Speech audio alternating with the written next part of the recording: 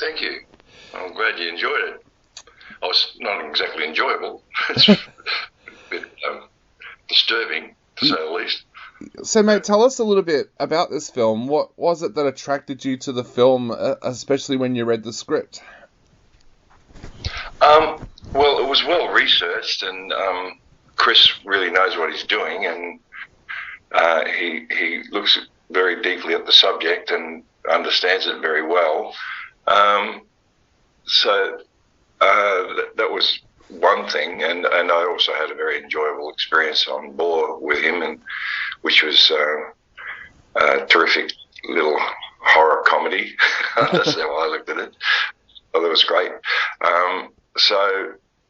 And I've never been offered a role like that before. It was pretty. Those sorts of things are fairly demanding for me. So I was interested in very wordy too. There's a lot of chat, and having to find that kind of character and the characters that live within that character. You know, he pulls up a priest from the past and a sort of a Roman, what would you call it? A Latin Roman Catholic, you know, from back in the Roman days, and also this imp, you know, from how would you describe, from mythology, I suppose, but a real thing in his eyes. You know, I question that kind of stuff, but apparently that's all part of it, and these people believe that all of that exists, and to play that with because personally I don't believe in it. You know, I don't believe that evil spirits can be driven out of people. I'm agnostic, put it that way. You know, my idea of death is there's two things going to happen. One, nothing, and I won't know about it when I die. And two, something, and that's a big wow. I'm hoping for the something. Yeah. Because I don't think I'm bad enough to go to hell if all that exists. So and he's a very Christian guy as well, and full-on Catholic kind of dude. So it's a long way from my safety zone, and that's why I really wanted to do the film after I read the script. Did that also mean that you did a lot of research going into this film? Like, did you try and find people that do believe in exorcisms and things like that to talk to?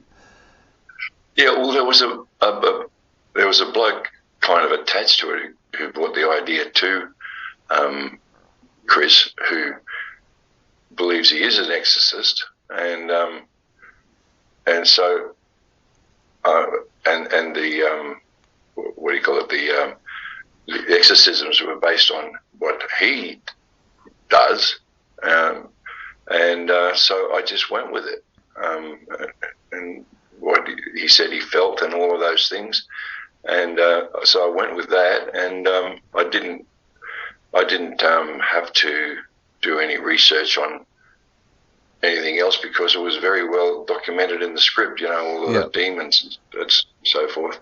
So, and then I do what I always do. I do a backstory from the day my character was born till now, you know, and I give a complete story so that I know exactly where they're at, and I use other characters in the film to figure out what his story might be, and I work it out from when the person was born till what I call page 0 before you step onto page 1, you know. Yep. And then if you got it, and then once you work out the backstory, then I asked myself, where does John Jarratt fit in here? And I put as much of myself as I can in it, because that's an honest performance, which is very important on film, is to be able to be and not act, to be an honest performance. You know, everyone gives Brian Brown a hard time, but for me, he's charismatic, and he has the ability to very, very, with a lot of strength and kind of casualness, plays himself extremely well. Yep. You know, and that's not easy, believe me. Most people want to act. And, you know, Humphrey Bogart, that's why he was famous, you know. Yep. So I try to do all that, yeah. A lot of screenwriters listen to this show, so they're probably really interested in how you go back and do that backstory for your character. Do you talk to the screenwriter when you're doing that, or do you kind of just go through and work it out yourself? No, I prefer to work it out myself, unless it's about a real live character. Yep. I prefer to work it out myself, because then when I work it out myself, I can be closer to the character. Otherwise, I got an amalgam. Like if I talk to you about it, I'd have an amalgamation of you and me. Yep. And that makes it harder again to be truthful on screen. Mel Gibson describes acting as lying extremely truthfully. That's how he explains acting. Yep. With this one, like you said, there was somebody there that a lot of these stories were based on. A lot of these events were based on. Does that make it more difficult for you as an actor, or does it make it easier for you as an actor because you can talk to them and watch their mannerisms and things like that?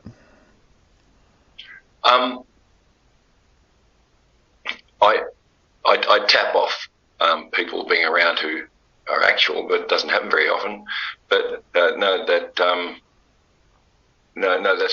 an advantage. I just as you say, observe, look, listen, talk, have conversations, and that's helpful.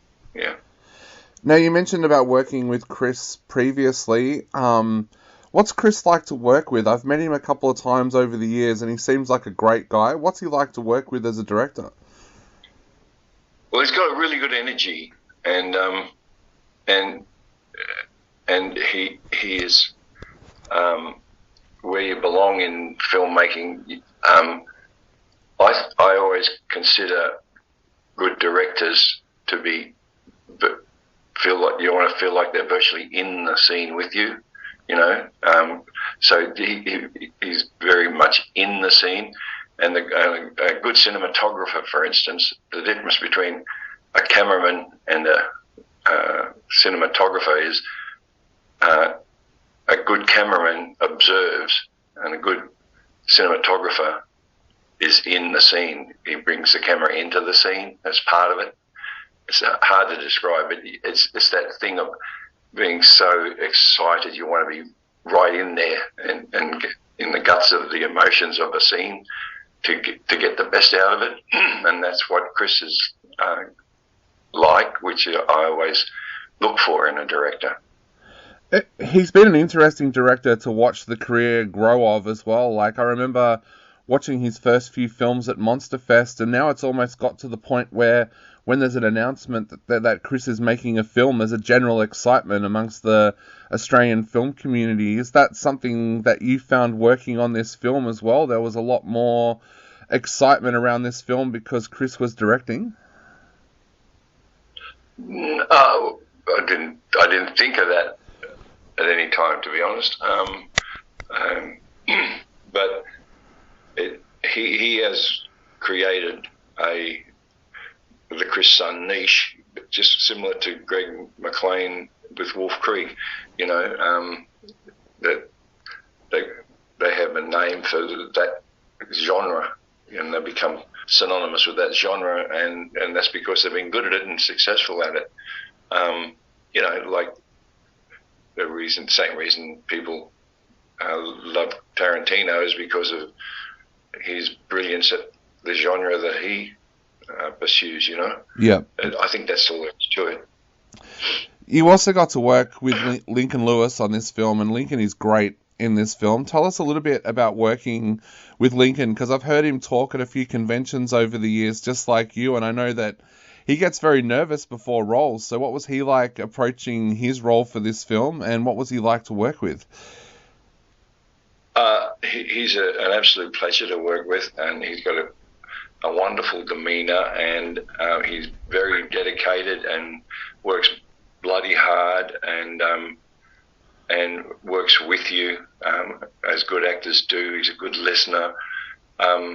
He's a bright spark. I think he's going to go a long way in his career, and just very likeable, and the ability of all that warmth that he has as a human being comes shining through, you know, on the camera. So he's very watchable, likeable, competent actor with a great future, and a good mate. I really dig him. Yeah. Good fella.